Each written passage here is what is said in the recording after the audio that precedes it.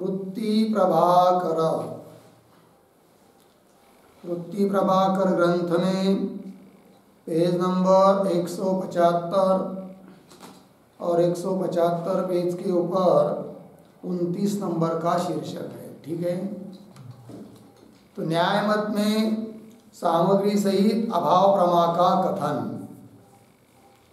अब न्याय मत के अनुसार अभाव प्रमा का कथन करना है और उसकी सामग्री क्या है इसका भी चिंतन बताना है। तो देखो, जैसे घटाधिकन के चाक्षुष प्रत्यक्ष में आलोक संयोग सहकारी कारण है। ठीक है, ये बात हो चुकी है पीछे। घट का प्रत्यक्ष करना रहता है चाक्षुष प्रत्यक्ष, तो आलोक का संयोग, प्रकाश का संयोग, ये क्या है? सहकारी कारण बताया था। आलोक नहीं रहेगा तो घट का प्रत्यक्ष नहीं हो सकता है। तो घटाधिकन के चाक्षुष प्रत्यक्ष में आलोक संयोग सहकारी कारण है और नेत्र इंद्रिय करण है। करण कौन? नेत्र इंद्रिय। तैसे ये उदाहरण हुआ अभी तक। तैसे अभाव के प्रत्यक्ष में भी योग्यानुपलम्ब सहकारी है और अभाव के चाक्षुष प्रत्यक्ष में कभी आलोक संयोग सहकारी नहीं। लग गया। अभाव का जब प्रत्यक्ष करना है तो न्यायमत के अनुसार अभाव प्रमा के लिए करण नेत्राधिक इंद्रिय है और सहकारी कारण है योग्यानुपलम्ब। फिर प्रश्न उपस्थित होगा कि घटादि विषयों का प्रत्यक्ष करने के लिए जैसे आलोक का संयोग सहकारी कारण है, वैसे अभाव का प्रत्यक्ष करने में आलोक का संयोग सहकारी कारण है या नहीं? तब उत्तर दे रहे हैं घट के प्रत्यक्ष के लिए तो आवश्यक है आलोक का संयोग सहकारी कारण, किंतु अभाव का प्रत्यक्ष जब करना रहता है तब आलोक का संयोग सहकारी कारण नहीं। बोलेंगे कैसे? फिर अंधकार में चक्षु के द्वारा घटाभाव का प्रत्यक्ष होगा क्या? नहीं होगा ना। प्रकाश रहेगा तो होगा। तो आलोक का संयोग सहकारी कारण मानना चाहिए। ऐसी कोई शंका करेगा तो शंका उत्तर सब आ रहे हैं अभी। जैसे अभाव के प्रत्यक्ष में भी योग्यानुपलम्ब सहकारी है, मिल गया। अभाव के चाक्षुष प्रत्यक्ष में कभी आलोक संयोग सहकारी नहीं। यद्यपि अंधकार में घटाभाव का तो आज प्रत्यक्ष होवे, चाक्षुष प्रत्यक्ष होवे नहीं। यद्यपि वैसा देखा जाए तो अंधकार में घटाभाव का क्या होता है? अंधकार है पूरा, तो आज प्रत्यक्ष हो जाता है। किसका? घटाभाव का। अंधकार में घटाभाव का तो आज प्रत्यक्ष होवे, किंतु चाक्षुष प्रत्यक्ष होवे नहीं। चक्षु के द्वारा घटाभाव का प्रत्यक्ष होता है क्या? नहीं होता है। फिर आलोक संयोग सहकारी कारण मानना चाहिए। यदि आलोक संयोग सहकारी कारण नहीं रहता तो अंधकार में भी फिर चक्षु के द्वारा घटाभाव का प्रत्यक्ष होना चाहिए। होता है क्या? नहीं। और प्रकाश में होता है कि नहीं? होता है। तो अभाव का प्रत्यक्ष होने के लिए जैसे सहकारी कारण योग्यानुपलम्ब है, वैसा आलोक का संयोग मानना चाहिए। कौन कहता है? पूर्वपक्ष। यद्यपि अंधकार में घटाभाव का तो आज प्रत्यक्ष हो गए, चाक्षुष प्रत्यक्ष हो गए नहीं। आलोक में घटाभाव का चाक्षुष प्रत्यक्ष हो गए, किंतु आलोक प्रकाश में घटाभाव का क्या होता है?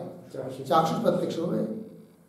या अभाव के चाक्षुष प्रत्यक्ष में अन्वय व्यतिरेक आलोक संयोग सहकारी कहा चाहिए। इस अन्वय व्यतिरेक के बल पर आलोक के संयोग को भी सहकारी कारण मानना चाहिए। किसके लिए? अभाव का प्रत्यक्ष होने के लिए। क्योंकि आलोक रहता है तब चक्षु के द्वारा अभाव का प्रत्यक्ष होता है। प्रकाश नहीं, अंधकार है, तो चक्षु के द्वारा अभाव का प्रत्यक्ष होता नहीं। अन्वय व्यतिरेक के द्वारा ये निश्चित करना चाहिए कि चक्षु के द्वारा जब अभाव का प्रत्यक्ष होता है तब आलोक का संयोग भी सहकारी कारण है, ऐसा मानना चाहिए। कौन कहता है? पूर्वपक्षी कहना चाहिए। तथापि, तथापि से उत्तर, यद्यपि से शंका हुई। तथापि घट में कुलाल पिता की नाई अभाव के चाक्षुष प्रत्यक्ष में आलोक संयोग अन्यथा सिद्ध है। बराबर। जैसे घट उत्पन्न करना है तो घट उत्पत्ति के लिए कुलाल कारण है, दंड चक्र चिवर कारण है। बराबर। कुलाल का पिता घट के लिए कारण है क्या? नहीं, अन्यथा सिद्ध है। बोलेंगे अन्यथा सिद्ध क्यों मानते हो? कारण मानो, क्योंकि कुलाल का पिता ही नहीं रहेगा तो कुलाल कहां से होगा? तो उत्तर क्या? तो इस प्रकार से कारण हो सकता है किंतु घट के लिए अन्यथा सिद्ध है। कौन? कुलाल का पिता। क्यों? यदि घट के लिए कुलाल के पिता को भी कारण मानेंगे तो कुलाल का पिता मरने के बाद कुलाल के द्वारा घट निर्माण नहीं होनी चाहिए, किंतु घट उत्पन्न कर सकता है कि नहीं? अतः कुलाल का पिता कारण नहीं है, अन्यथा सिद्ध है। उसका प्रयोजन इतना ही था कि कुलाल को उत्पन्न कर देना। घट उत्पत्ति में उसकी कोई जरूरत नहीं है कुलाल के पिता की, कारण का कारण है वो, इसलिए वो हो गया अन्यथा सिद्ध। उसी प्रकार ये दृष्टांत हुआ। तथापि घट में कुलाल पिता की नाई कुलाल पिता की तरह अभाव के चाक्षुष प्रत्यक्ष में लग गया ना, आलोक संयोग अन्यथा सिद्ध है। कैसे? जैसे घट के कारण कुलाल की सिद्धि करके, घट का कारण कौन? कुलाल। कुलाल की सिद्धि कर दिया किसने? कुलाल के पिता ने। काम समाप्त हो गया उसका।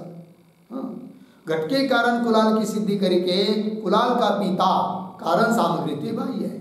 घट की जो भी कारण सामग्री उससे क्या है? वो बाह्य, बाह्य रहे। घट का कारण नहीं कही है। कौन? कुलाल का पिता घट का कारण नहीं, किंतु घट के कारण का कारण है। कौन? कुलाल पिता। किंतु घट के कारण का कारण है। तैसे अभाव के प्रत्यक्ष का सहकार्य कारण योग्यानुपलम्ब है। अभाव प्रत्यक्ष करना है, अभाव का प्रत्यक्ष करने के लिए सहकारी कारण कौन है? योग्यानुपलम्ब। बराबर। उस योग्यानुपलम्ब के सिद्धि के लिए कारण हो सकता है कौन? आलोक संयोग। किंतु अभाव के प्रत्यक्ष में कारण नहीं है। अभाव के प्रत्यक्ष के लिए तो सहकारी कारण योग्यानुपलम्ब है। फिर उस कारण का वो कारण है, जरूरत आवश्यक है उसको, है कि नहीं? योग्यानुपलम्ब के लिए जरूरत है आलोक के संयोग की, किंतु अभाव के प्रत्यक्ष के लिए जरूरत नहीं। अतः अभाव का प्रत्यक्ष के लिए आलोक संयोग क्या हो गया? अन्यथा संयोग। ठीक। जैसे अभाव के प्रत्यक्ष का सहकारी कारण योग्यानुपलम्ब है, लग गया। ताकि सिद्धि करके, ताकि योग्यानुपलम्ब की सिद्धि करके अभाव प्रत्यक्ष की कारण सामग्री ते आलोक संयोग बाह्य रहे। अभाव प्रत्यक्ष की जो कारण सामग्री है उस कारण सामग्री से बाह्य है कौन? आलोक का संयोग।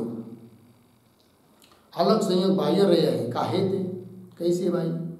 अनुपलम्ब का प्रतियोगी जो उपलम्ब ताका जा आरोप संभवे स्व अनुपलम्ब योग्य कही है। बराबर। अनुपलम्ब का प्रतियोगी कौन? उपलम्ब। उसका जहां पर आरोप हो सकता है वही का अनुपलम्ब क्या? योग्यानुपलम्ब। अनुपलम्ब का आरोप कहाँ हो सकता है? जहां पर आलोक है। बराबर है। तो उपलम्ब का आरोप करने के लिए जरूरत है आलोक की, और उपलम्ब का आरोप कर सकेंगे तभी वहां का अनुपलम्ब योग्यानुपलम्ब। अतः योग्यानुपलम्ब की सिद्धि करने के लिए सहायक है आलोक। अतः उस आलोक के संयोग को अभाव प्रत्यक्ष में कारण मानने की जरूरत नहीं है। अभाव प्रत्यक्ष के लिए कारण जो योग्यानुपलम्ब उसके लिए आवश्यक है किसकी? आलोक संयोग की। अतः अभाव प्रत्यक्ष की दृष्टि से आलोक संयोग क्या हो गया? अन्यथा सिद्ध। लग गया पंक्ति? देखो भाई, काहे थे? अनुपलम्ब का प्रतियोगी जो उपलम्ब ताका जा आरोप संभवे, बराबर, संभवे सो अनुपलम्ब योग्य कहिए, उसको योग्यानुपलम्ब कहते हैं। घट के चाक्षुष उपलम्ब का आरोप आलोक में होवे है। यदि घट होता तो उसका उपलम्ब होता तो चक्षु के द्वारा उपलम्ब का आरोप कहाँ होता है? आलोक में ही होता है। घट के चाक्षुष उपलम्ब का आरोप आलोक में होवे। अंधकार में चाक्षुष उपलम्ब का आरोप होवे नहीं। लग गया जी। जहाँ पर क्या है, अंधकार है, वहां पर यदि घट होता तो घट का उपलम्ब होता, ऐसा आरोप हो सकता है क्या? अंधकार में चाक्षुष उपलम्ब का आरोप होवे नहीं। याते घटाभाव के चाक्षुष प्रत्यक्ष का सहकारी कारण मिल गया।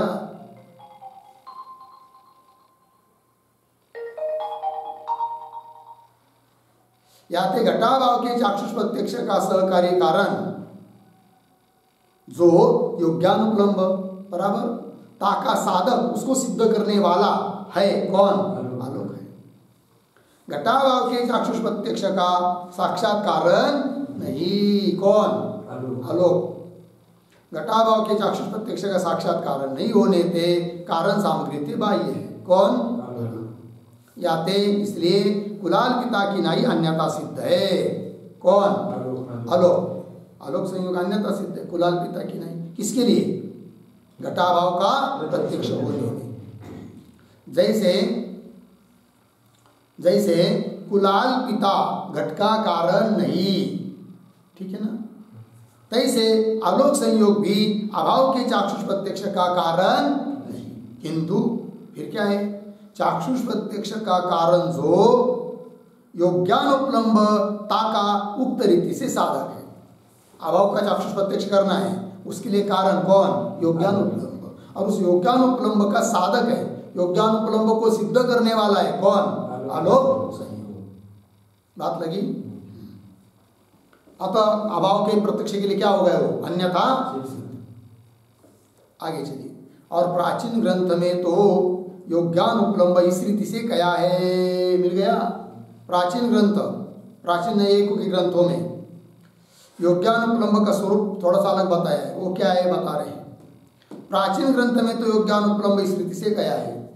कहा कैसा? कि जहाँ प्रतियोगी बिना प्रतियोगी के उपलम्ब की सकल सामग्री होवे और उपलम्ब होवे नहीं, तहा योग्यानुपलम्ब है। बराबर। जैसे प्रतियोगी घट, उस घट का प्रत्यक्ष होने के लिए जो जो आवश्यक है वो सब यहाँ है, केवल घट नहीं है। अतः घट का उपलम्ब नहीं हो रहा है, वो है फिर योग्यानुपलम्ब। ऐसा इनका कहना है। पुनः देखिए, जहाँ प्रतियोगी बिना घट का घटादि घट के बिना प्रतियोगी के घट के उपलम्ब की सकल सामग्री होवे, चक्षु है, आलोक है कि नहीं, आदि करके सभी सामग्री है, किंतु घट का उपलम्ब नहीं हो रहा है। अतः वहाँ का अनुपलम्ब योग्यानुपलम्ब। उपलम्ब नहीं हो रहा है मतलब अनुपलम्ब, तो अनुपलम्ब कैसा हुआ फिर? योग्यानुपलम्ब। प्रतियोगी के उपलम्ब की सकल सामग्री होवे और उपलम्ब होवे नहीं, तहा योग्यानुपलम्ब है। मिल गया। जैसे आलोक में घट नहीं, ता योग्यानुपलम्ब है। बराबर। काहे ते घटाभाव का प्रतियोगी घट नहीं है। घटाभाव का प्रतियोगी कौन है? घट। घटवा नहीं है, नहीं है तो उसका उपलम्ब नहीं हो रहा है, अर्थात अनुपलम्ब है, योग्यानुपलम्ब है। अतः उसके अभाव का निश्चय। घटाभाव का प्रतियोगी घट नहीं, ता बिना घट बिना आलोक संयोग दृष्टा के नेत्र रूप घट के चाक्षुष उपलम्ब की सामग्री होने थे।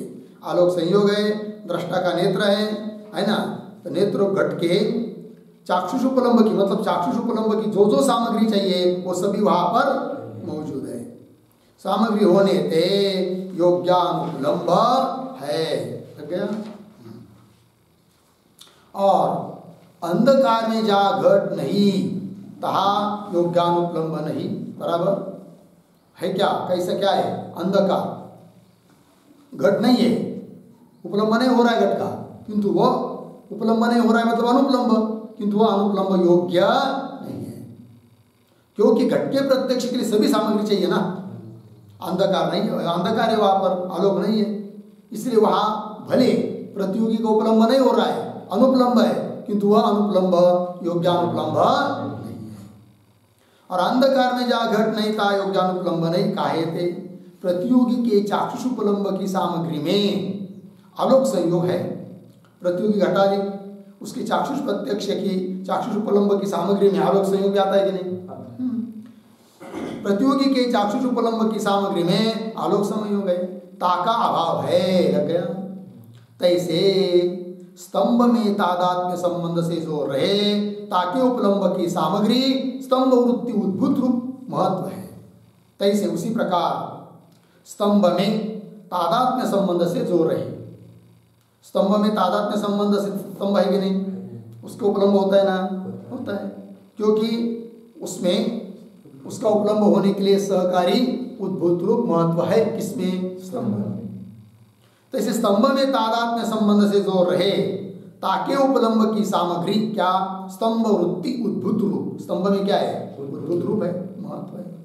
याते इसलिए स्तंभ में तादात्म्य संबंध से पिशाच का अनुपलम्ब योग्य है। बराबर, याते स्तंभ में तादात्म्य संबंध से क्या, पिशाच का अनुपलम्ब, तादात्म्य संबंध से पिशाच का क्या है, अनुपलम्ब, क्योंकि वहां पर तादात्म्य संबंध से स्तंभ में स्तंभ है, उसका उपलम्ब होता है। तो स्तंभ में तादात्म्य संबंध से पिशाच होता तो स्तंभ की तरह उसका भी उपलम्ब होता। उपलम्ब नहीं हो रहा है, उपलम्ब की सामग्री तो सब है, उपलम्ब नहीं हो रहा है, अतः योग्यान उपलम्ब है पिशाच का, अनुपलम्ब योग्यान उपलम्ब है, अतः पिशाच का अन्योन्य भाव प्रत्यक्ष होता है। या स्तंभ में तादात्म्य संबंध से पिशाच का अनुपलम्ब योग्य है, और संयोग संबंध से जो स्तंभ वृत्ति होवे, है कि नहीं, संयोग संबंध से जो स्तंभ वृत्ति मतलब स्तंभ में रहने वाला होवे, ताकि उपलम्ब की सामग्री स्तंभ के उद्भूत रूप और महत्व नहीं। बराबर है कि नहीं, किंतु संयोग संबंध से रहने वाले में उद्भूत रूप और महत्व चाहिए, सो पिशाच में है नहीं। ठीक है, स्तंभ में जैसे भूतल पर संयोग संबंध जो रहता है, घट रहता है कि नहीं, तो घट के उपलम्ब की सामग्री क्या है, घट का उद्भूत रूप और महत्व चाहिए, भूतल का उद्भूत रूप और महत्व वह काम का नहीं है। भूतल के तादात्म्य संबंध से उपलम्ब में भूतल का उद्भूत रूप और महत्व कारण है, किंतु भूतल पर संयोग संबंध से जो रहता है उसके उपलम्ब के लिए कारण भूतल का उद्भूत रूप और महत्व नहीं है, किंतु रहने वाला जो घट उसका उद्भूत रूप और महत्व कारण है। बराबर है। उस प्रकार स्तंभ में संयोग संबंध से पिशाच का अत्यंत अभाव प्रत्यक्ष नहीं है। क्यों? उस अत्यंत भाव का प्रत्यक्ष होने के लिए वहां पर योग्यानुपलम्ब नहीं है। बोलेंगे क्यों योग्यानुपलम्ब नहीं है? इसलिए कि स्तंभ में आप संयोग संबंध से बोल रहे हो, किसको? पिशाच को। और जो संयोग संबंध से रहता है उसमें उद्भूत रूप और महत्व रहेगा, तब उसका उपलम्ब होता है, तो वह उपलम्ब की सामग्री नहीं है, पिशाच के उपलम्ब की सामग्री नहीं है। अतः वहां पर पिशाच का अनुपलम्ब तो है, किंतु वह अनुपलम्ब योग्य नहीं है। बराबर। पंक्ति देखिए, किंतु संयोग संबंध से रहने वाले में, जो संयोग संबंध से रहता है उसमें उद्भूत रूप महत्व चाहिए, सो पिशाच में है नहीं। पिशाच में न तो उद्भूत रूप है न तो महत्व है। याद है, इसलिए संयोग संबंध अवच्छिन्न पिशाच अत्यंताभाव का प्रतियोगी जो पिशाच मिल गया। संयोग संबंध अवच्छिन्न कौन? पिशाच का अत्यंताभाव, उसका प्रतियोगी पिशाच। संयोग संबंध अवच्छिन्न पिशाच अत्यंताभाव का प्रतियोगी जो कौन? पिशाच। ताकि उपलम्ब की सामग्री कौन?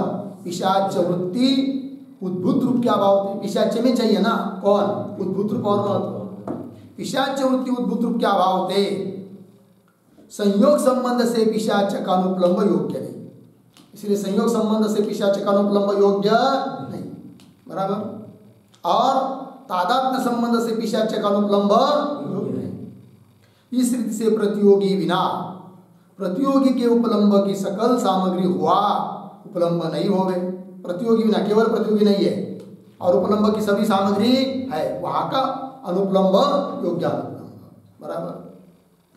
इस रीति से प्रतियोगी बिना प्रतियोगी के उपलम्ब की सकल सामग्री हुआ, उपलम्ब नहीं होवे, सो योग्यानुपलम्ब अभाव के प्रत्यक्ष का सहकारी कारण है। वो योग्यानुपलम्ब अभाव के प्रत्यक्ष में क्या है? सहकारी कारण है। इस रीति से जहाँ योग्यानुपलम्ब होवे और इंद्रिय का अभाव के संबंध होवे, योग्यानुपलम्ब भी है और अभाव के साथ इंद्रिय का संबंध भी है। इस रीति जहाँ योग्यानुपलम्ब होवे और इंद्रिय का अभाव के संबंध होवे ता इंद्रिय जन्य प्रत्यक्ष प्रमा अभाव की होवे। वहाँ पर इंद्रिय जन्य प्रत्यक्ष प्रमा हो जाती है, किसकी? अभाव की। इंद्रिय जन्य प्रत्यक्ष प्रमा अभाव की होवे। जहाँ योग्यानुपलम्ब नहीं होवे ता अभाव का प्रत्यक्ष ज्ञान होवे, और जहाँ योग्यानुपलम्ब नहीं है वहाँ पर अभाव का क्या नहीं होता है? प्रत्यक्ष ज्ञान नहीं होता है। जहाँ योग्यानुपलम्ब नहीं होवे ता अभाव का प्रत्यक्ष ज्ञान होवे नहीं, किंतु अनुमानादिकंते परोक्ष ज्ञान होवे। अभाव का ज्ञान होता है कैसा? परोक्ष ज्ञान। किससे? अनुमानादि से।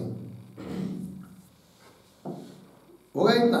नैयायिक रीति से अभाव प्रत्यक्ष में योग्यानुपलम्ब सहकारी है, इंद्रिय करण है, यह अंतिम निर्णय होगा, है कि नहीं? नैयायिक रीति के अनुसार अभाव का प्रत्यक्ष में सहकारी कारण कौन? योग्यानुपलम्ब, और करण इंद्रिय, अर्थात इंद्रिय प्रमाण है। प्रत्यक्ष प्रमाण से ही अभाव का प्रत्यक्ष होता है कि नहीं? वो अनुपलब्धि नाम का स्वतंत्र प्रमाण मानते नहीं है। कौन? नैयायिक लोग। उनके यहाँ कितने प्रमाण माने गए हैं? 4। प्रत्यक्ष, अनुमान, उपमान, शब्द, बस हो गया जी। चलिए अब आगे 30 नंबर का शीर्षक। भट्ट और वेदांत मत में न्याय मत ते अभाव प्रमा की सामग्री विषय विलक्षणता। मिल गया जी। इसका मत भट्ट, भट्ट मतलब कौन? कुमारी भट्ट पूर्व मीमांसा, और वेदांत मत, इन दो मत में न्याय मत ते अभाव की प्रमा की सामग्री विषय विलक्षणता। समझ में आया कैसे? भट्ट और न्याय वेदांत मत में अभाव की प्रमा की सामग्री विषय, अभाव प्रमा होने के लिए क्या क्या सामग्री चाहिए वो बताएंगे अभी। किनके मत में? भट्ट और वेदांत मत में। और वो सामग्री यही लोगों ने जो सामग्री मानी है अभाव के ज्ञान के लिए उससे विलक्षण रहेगी। बराबर है? न्याय शास्त्र के द्वारा अभाव का प्रत्यक्ष होता है ना, उसके लिए जो जो सामग्री चाहिए उससे विलक्षण सामग्री है अभाव के ज्ञान की। किनके मत में? वेदांत और भट्ट के मत में। लग गया अभी? पंक्ति देखिए। और भट्ट मत में तथा अद्वैत मत में, अद्वैत मत मतलब वेदांत मत, और भट्ट मत में तथा अद्वैत मत में योग्यानुपलम्ब ही करण है। अभाव ज्ञान में इंद्रिय को करणता नहीं। हो गया? उल्टा हो गया। नैयायिक मत में, वेदांत मत में अभाव प्रमा के लिए करण कौन? अनुपलब्धि, योग्यानुपलब्धि, अर्थात अनुपलब्धि प्रमाण है। बराबर? और इंद्रिय करण नहीं है। बराबर है कि नहीं? भट्ट मत में तथा अद्वैत मत में योग्यानुपलम्ब ही करण है। लग गया? अभाव ज्ञान में इंद्रिय को करणता नहीं। अभाव ज्ञान में करण नहीं है। कौन? इंद्रिय। इस वास्ते अनुपलब्धि नाम भिन्न प्रमाण भट्ट ने माने है। इसलिए अनुपलब्धि नाम का भिन्न प्रमाण, स्वतंत्र प्रमाण माना है। किन्होंने? भट्ट ने और वेदांतियों ने। अनुपलब्धि नाम भिन्न प्रमाण भट्ट ने माने हैं। इसके अनुसार ही अद्वैत ग्रंथ में भी अभाव प्रत्यक्ष का हेतु अनुपलब्धि नाम भिन्न प्रमाण ही लिखा है। उसके अनुसार, कुमारी भट्ट के अनुसार ही अद्वैत ग्रंथों में भी क्या बताया है? अभाव प्रत्यक्ष का हेतु, अभाव प्रत्यक्ष के लिए कारण कौन? अनुपलब्धि नाम भिन्न प्रमाण है, स्वतंत्र प्रमाण है। बराबर? भिन्न प्रमाण ही लिखा है। अनुपलम्ब को ही अनुपलब्धि कहे है। अनुपलम्ब को ही कहते हैं क्या? अनुपलब्धि। बराबर? अनुपलम्ब को ही अनुपलब्धि कहे है। जैसा योग्यानुपलम्ब नैयायिक ने सहकारी माना है। अभाव का ज्ञान, अभाव का प्रत्यक्ष होने के लिए नैयायिकों ने योग्यानुपलम्ब को क्या माना है? सहकारी कारण। जैसे योग्यानुपलम्ब नैयायिक ने सहकारी माना है, तैसा ही योग्यानुपलम्ब भट्ट मत और शब्द लिखिए, और अद्वैत मत में प्रमाण है। बराबर। हाँ, मतलब जो योग्यानुपलम्ब उन्होंने सहकारी माना है उस योग्यानुपलम्ब को हम स्वतंत्र करण मानते हैं। तो ऐसा योग्यानुपलम्ब भट्ट मत और अद्वैत मत में प्रमाण है। नैयायिक मत में अभाव प्रत्यक्ष के कारण इंद्रिय है और योग्यानुपलम्ब दोनों है, क्योंकि योग्यानुपलम्ब को उन्होंने क्या माना है? सहकारी कारण। इंद्रिय को कारण माना है नैयायिकों ने, और योग्यानुपलम्ब को सहकारी कारण। तो कारण कोटि में दोनों आ गए ना, इंद्रिय भी और योग्यानुपलम्ब भी। नैयायिक मत में अभाव प्रत्यक्ष के कारण इंद्रिय और योग्यानुपलम्ब दोनों है। तीन में इंद्रिय तो करण है, उन्होंने इंद्रियों को क्या माना है? करण। इंद्रिय तो करण है, या ते अभाव प्रमा में प्रमाण है, इसलिए अभाव प्रमा में क्या है? प्रमाण। हाँ, या ते अभाव प्रमा में प्रमाण है। और अनुपलम्ब को अभाव प्रमा की सहकारी कारणता माने है। बराबर। और अनुपलम्ब को क्या माना है? सहकारी कारण। अनुपलम्ब को अभाव प्रमा की सहकारी कारणता माने है, करणता नहीं माने है। करण याते अनुपलम्ब प्रमाण नहीं, किनके या नहीं है किया। और भट्टादि मत में अनुपलब्धि क्या है? प्रमाण है। आगे, यद्यपि अभाव प्रमा की उत्पत्ति में अनुपलब्धि का व्यापार कोई संभव है नहीं। बोलेंगे भाई क्या? व्यापारवत असाधारणम कारणम करणम, व्यापार वाला असाधारण कारण को करण कहते हैं। अभाव प्रमा तुम्हारे आवेदन की यहाँ अनुपलब्धि प्रमाण से होती है, तो प्रमाण हो गया अनुपलब्धि प्रमाण। बराबर। तो बीच में व्यापार कौन है बताओ? है कि नहीं? तो सिद्धांती बोलते हैं व्यापार नहीं मिल रहा है, तो बोलेंगे फिर अनुपलब्धि को करण कैसा कहोगे? तो वेदांती कहते हैं व्यापार वाला असाधारण कारण को करण कहना यह नैयायिकों की परिभाषा है, हमारे यहाँ नहीं। ठीक है, अतः हमको व्यापार बताने की जरूरत नहीं। पंक्ति देखिए, यद्यपि अभाव प्रमा की उत्पत्ति में अनुपलब्धि का व्यापार कोई संभव है नहीं, और व्यापार वाला जो प्रमा का कारण, कैसा?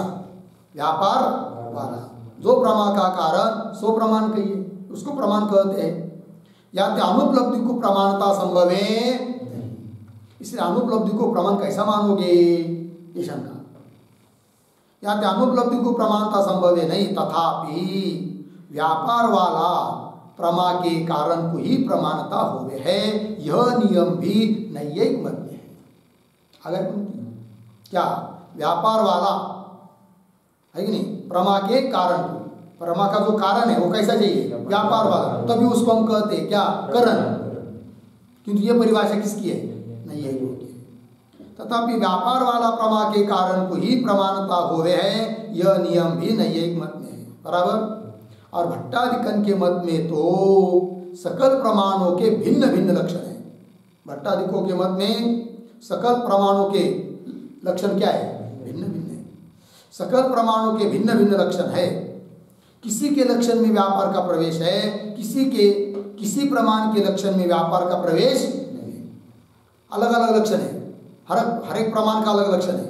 प्रत्यक्ष प्रमाण का अलग लक्षण, अनुमान का अलग लक्षण, उपमान का अलग लक्षण, ठीक है ना। और कुछ लक्षणों में व्यापार का प्रवेश है, कुछ लक्षणों में व्यापार का प्रवेश नहीं है। किसी के लक्षण में व्यापार का प्रवेश है, किसी प्रमाण के लक्षण में व्यापार का प्रवेश नहीं है। जैसे प्रत्यक्ष प्रमा का व्यापार वाला असाधारण कारण प्रत्यक्ष प्रमाण कहिए, मिल गया ना। प्रत्यक्ष प्रमा का बराबर व्यापार वाला असाधारण कारण कौन? प्रत्यक्ष प्रमाण। एक लक्षण हुआ, हो गया किसका?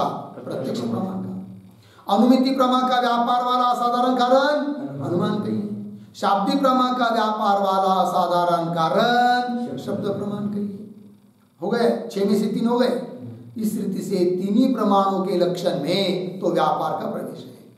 इस प्रकार के 6 में से 3 का लक्षण किया, उसमें व्यापार का प्रवेश है। तीनों प्रमाणों के लक्षण में तो व्यापार का प्रवेश है, और 3 प्रमाणों के निरूपण में तीनों स्थान में व्यापार का संभव कई आए हैं। या हमको विस्तार करने की जरूरत नहीं है कि प्रत्यक्ष प्रमाण से उत्पन्न होती है तो व्यापार कौन है, अनुमिति प्रमा अनुमान से उत्पन्न होती है तो बीच में व्यापार कौन है, ये सब बताने की यहाँ पर जरूरत नहीं है, क्योंकि पीछे उस प्रसंग में सब बता चुके हैं। प्रत्यक्ष प्रमाण कौन है, फल क्या है, व्यापार क्या है, वगैरह वगैरह। बराबर। 3 प्रमाणों के निरूपण में तीनों स्थान में व्यापार का संभव किया है। और उपमान अर्थापत्ति आगे क्या है, उपलब्धि की जगह चाहिए अनुपलब्धि। अनुपलब्धि हो गया, देखो भाई। और उपमान अर्थापत्ति अनुपलब्धि इनके लक्षण में व्यापार का प्रवेश नहीं। बराबर। तो 3 लक्षण में व्यापार का प्रवेश है और 3 लक्षण में व्यापार का प्रवेश नहीं। उपमिति के फिर लक्षण क्या करोगे, बात करो तो कर रहे। उपमिति के असाधारण कारण को उपमान प्रमाण कहे है, बस व्यापार का प्रवेश नहीं। उपादक कल्पना का असाधारण हेतु उपाद्य की अनुपपत्ति का ज्ञान अर्थापत्ति प्रमाण कही है। बराबर। उपादक कल्पना मतलब अर्थापत्ति प्रमाण, रात्रि के भोजन अर्थापत्ति प्रमाण है, रात्रि के भोजन का ज्ञान। तो उपादक कल्पना का असाधारण हेतु असाधारण कारण कौन, उपाद्य की अनुपत्ति का ज्ञान है कि नहीं। स्थूलता के दिवा अभोजी में, दिन में जो भोजन नहीं कर रहा है ऐसे व्यक्ति में स्थूलता के अनुपपत्ति का ज्ञान, ये हो गया अर्थापत्ति प्रमाण। उसी को कहते उपाद्य की अनुपत्ति का ज्ञान। उपपाद्य स्थूलता, उसकी उपपत्ति न हो पाना, कब तक, रात्रि के भोजन की कल्पना किए बिना। अतः स्थूलता का ज्ञान उपाद्य का ज्ञान है, वो अर्थापत्ति प्रमाण है। असाधारण उपाद्य की अनुपत्ति का ज्ञान अर्थापत्ति प्रमाण कहिए, लग गया। अभाव की प्रमा का असाधारण कारण, अभाव प्रमा का असाधारण कारण कौन, अनुपलब्धि प्रमाण कहिए, लग गया। यद्यपि अभाव की परोक्ष ज्ञान भी अनुमानादिकनते होवे है, मिल गया। थोड़ा सा बदल देखिए वहां पर।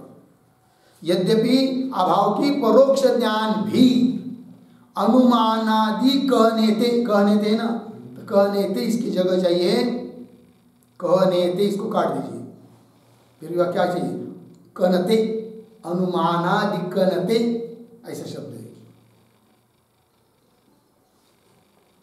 अनुमानादिकनते हो गया ना। अब देखता हूं। यद्यपि अभाव की परोक्ष ज्ञान भी, अभाव का परोक्ष ज्ञान भी अनुमानादिकनते हो, अनुमान से हो जाता है अभाव का परोक्ष ज्ञान। यह पूर्व क्रिया है, पीछे अभी बताया था। यहाँ पे अनुपलब्धि के लक्षण की अभाव ज्ञान के जनक अनुमानादिकन में अतिव्याप्ति हो गए। अतिव्याप्ति दिखा रहे, लक्षण किया है अभी ऊपर। अनुपलब्धि प्रमाण का लक्षण क्या किया, हाँ, अभाव प्रमा का असाधारण कारण अनुपलब्धि प्रमाण। बराबर है। अभाव प्रमा का जो असाधारण कारण उसको कहेंगे अनुपलब्धि प्रमाण। अभाव का परोक्ष ज्ञान का असाधारण कारण अनुमान है। अभाव का ही ज्ञान है ना वो, परोक्ष ज्ञान क्यों ना हो, क्योंकि अभाव का ही ज्ञान है। अब उसका असाधारण कारण कौन है, अनुमान। लक्षण कर रहे हैं अनुपलब्धि का, जा रहे किसमें, अनुमान में। तो क्या हो रही है, अतिव्याप्ति। बात समझ में आई। पंक्ति की यहाँ पे अनुपलब्धि के लक्षण की अभाव ज्ञान के जनक, अभाव ज्ञान को उत्पन्न करने वाला कौन, अनुमानादि। अनुमानादिकन में अतिव्याप्ति हो गए, लग गया। तथापि अनुमानादि प्रमाण भाव की प्रमा के और अभाव की प्रमा के साधारण कारण है, लग गया जी। तो भी अनुमानादि प्रमाण कैसा है, भाव प्रमा का लिए भी कारण है। वन्य का ज्ञान हो रहा है, वन्य भाव है ना, अनुमान से हो रहा है। तो भाव की प्रमा उत्पन्न होने के लिए भी कारण है कौन, अभाव का ज्ञान होने के लिए भी कारण है कौन, हाँ। केवल अभाव के ज्ञान के लिए कारण है क्या, नहीं।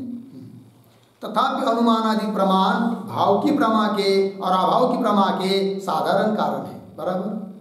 अभाव की प्रमा के असाधारण कारण है, और हम लोगों ने अनुपलब्धि के लक्षण में असाधारण पद दिया है। क्या लक्षण किया है, अभाव की प्रमा का साधारण कारण अनुपलब्धि प्रमाण। क्या क्या, हाँ, अभाव प्रमा का असाधारण कारण लिखा है। तो असाधारण पद दिया हुआ है, इसलिए अनुमान पर लक्षण की अतिव्याप्ति नहीं होगी। अनुपलब्धि का जो लक्षण है उस लक्षण की अनुमान में अतिव्याप्ति नहीं होगी।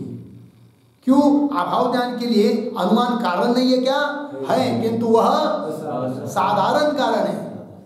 क्योंकि अनुमान से अभाव का भी ज्ञान होता है, भाव का भी ज्ञान होता है, साधारण हो गए। और हम के लिए अभाव के लिए क्या चाहिए? साधारण चाहिए। अतः अतिव्याप्ति नहीं होगी। अभाव की प्रमा के असाधारण कारण नहीं लग गया। और अनुपलब्धि से केवल अभाव का ही ज्ञान होवे है, या त्या अभाव प्रमा का असाधारण अनुपलब्धि प्रमाण है, अन्य नहीं लग गया। अनुपलब्धि से क्या होता है? केवल अभाव का ही ज्ञान होता है, भाव का ज्ञान या और किसी पदार्थ का ज्ञान अनुपलब्धि से होता नहीं। अतः अभाव प्रमा के लिए असाधारण कारण कौन? अनुपलब्धि प्रमाण ही है, अन्य नहीं। और अनुपलब्धि से केवल अभाव का ही ज्ञान होवे, या अभाव प्रमा का असाधारण अनुपलब्धि प्रमाण है, लग गया, अन्य नहीं। इस रीति से लग गया ना। इस रीति तीन ही प्रमाणों के लक्षण में, इस रीति से तीन प्रमाण के लक्षण में व्यापार का प्रवेश है, और तीन प्रमाण के लक्षण में व्यापार का प्रवेश नहीं है। बात लगी? इस रीति तीन ही प्रमाणों के लक्षण में व्यापार का प्रवेश नहीं, या ते व्यापार की अपेक्षा तीन ही प्रमाणों में नहीं है। बराबर। अनुपलब्धि प्रमाण से अभाव का ज्ञान होवे, सो तो प्रत्यक्ष होवे है, लग गया ना? क्या करे? अनुपलब्धि प्रमाण से अभाव का ज्ञान होवे, सो तो प्रत्यक्ष होवे है। बराबर। और अनुमान से तथा शब्द से जो अभाव का ज्ञान, सो परोक्ष होवे है। कभी कभी अनुमान से, शब्द से भी होता है क्या? अभाव का ज्ञान, किंतु वह परोक्ष। और अनुपलब्धि प्रमाण से जो अभाव का ज्ञान होता है वह प्रत्यक्ष। जितने स्थानों में नैयायिक इंद्रिय जन्य अभाव का ज्ञान कहे, नैयायिकों ने जहां जहां पर बताया है कि इंद्रिय से होता है क्या? अभाव का ज्ञान, वहां पर सभी जगह हम मानते हैं क्या? अनुपलब्धि प्रमाण से होता है क्या? अभाव का ज्ञान। जितने स्थानों में नैयायिक इंद्रिय जन्य अभाव का ज्ञान कहे हैं, उतने ज्ञान ही अनुपलब्धि प्रमाण जन्य है। काहे थे? नैयायिक मत में भी अभाव ज्ञान का सहकारी कारण अनुपलब्धि है कि नहीं? भले उन्होंने इंद्रिय को कारण माना है, किंतु सभी जगह अनुपलब्धि को सहकारी कारण माना है। किन्होंने? अतः उनकी सभी जगह हम कह सकते हैं क्या कि जिस अनुपलब्धि को तुम सहकारी कारण मानते हो, वही हमारे यहाँ क्या है? कारण है, अर्थात प्रमाण है। लग गया? अभाव ज्ञान का सहकारी अनुपलब्धि है। नैयायिक मत में भी अभाव ज्ञान का सहकारी अनुपलब्धि है। जैसे योग्यानुपलब्धि को नैयायिक मिला ना, योग्यानुपलब्धि को नैयायिक इंद्रिय का सहकारी माने हैं, सोई योग्यानुपलब्धि भट्टादि मत में स्वतंत्र प्रमाण है। आगे क्या है? स्वतंत्र प्रमाण। तई विना ही, इतना है ना, तई और विना ही इतना काट दीजिए और वह लिखिए है, फिर आगे उतना ही, उतना ही। ठीक है?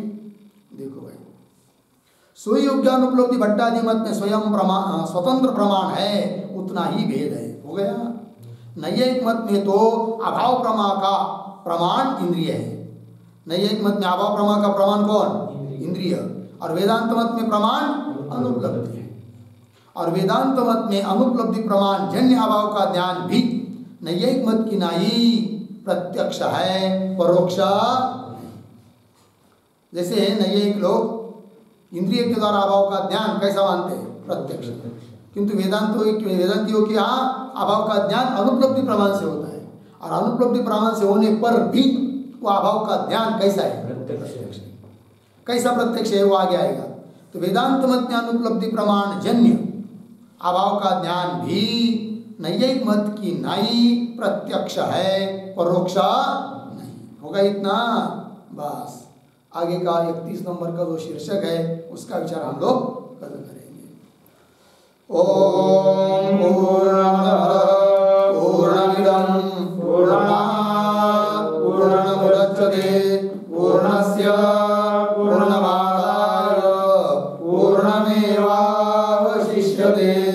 ओम शांति शांति शांति। शंकरं